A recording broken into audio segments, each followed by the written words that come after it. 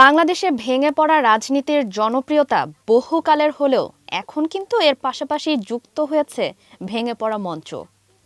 সম্প্রতি কক্সবাজার ২ আসনের বিএনপির প্রার্থী আলমগীর মোহাম্মদ মাহফুজুল্লাহ ফরিদের বক্তব্য চলাকালে ভেঙে পড়ল মঞ্চ।